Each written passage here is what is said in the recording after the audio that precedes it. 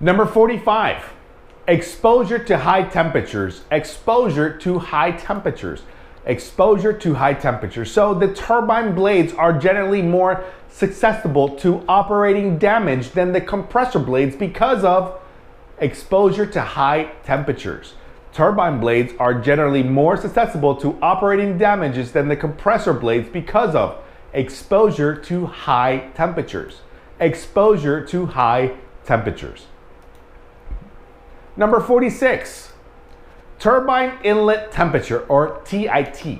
Turbine inlet temperature. So which of the following is the ultimate limiting factor of the turbine engine operation? It's your turbine inlet temperature, your TIT. Which of the following is ultimate limiting factor for turbine engine operation? Your TIT, your total turbine inlet temperature. Turbine inlet temperature. Number 47, erosion damage to the compressor and turbine sections. Erosion damage to the compressor and turbine sections.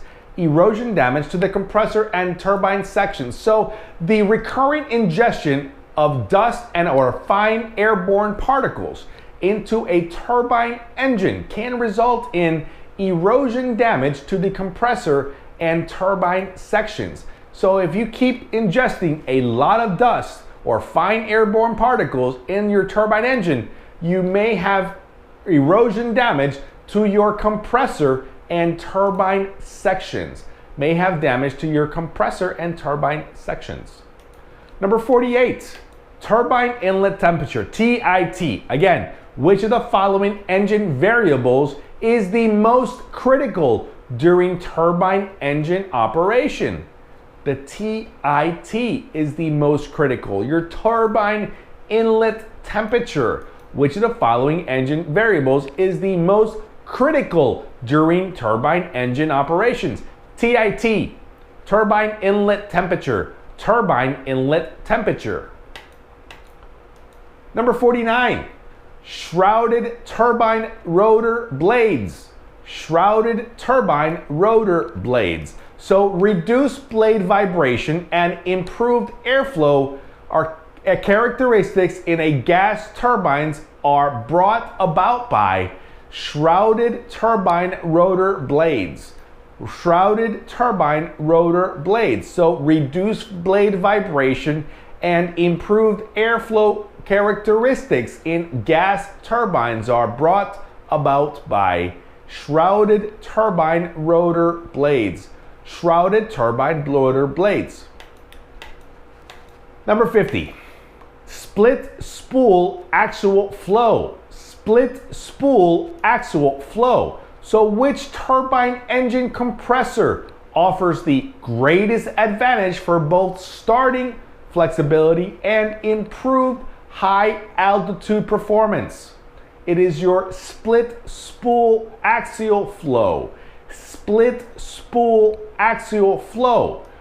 Number 51, the same slot. The same slot.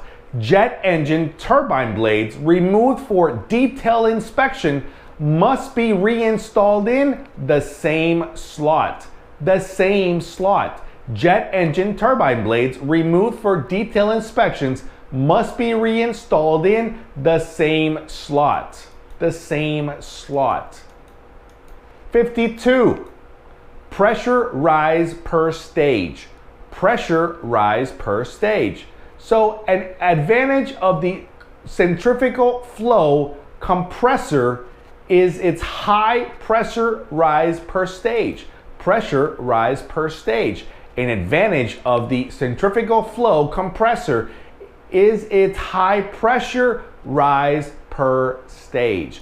Pressure rise per stage.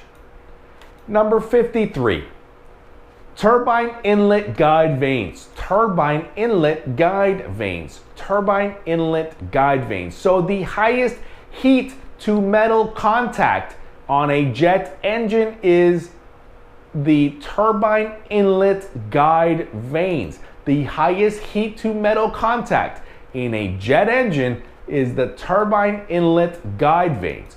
Turbine inlet guide vanes. Number 54, rotor and stator. Rotor and stator. So which two elements make up the axial flow compressor assembly? The rotor and stator. The rotor and stator make up the axial flow compressor assembly. Rotor and stator. Rotor and stator. Number 55. Single entry and double entry. Single entry and double entry. So the two types of centrifugal compressor impellers are single entry and double entry. The two types of centrifugal compressor impellers are single entry and double entry. Two types of centrifugal compressor impellers are single entry and double entry. Guys, take another quiz, and I'll see you soon.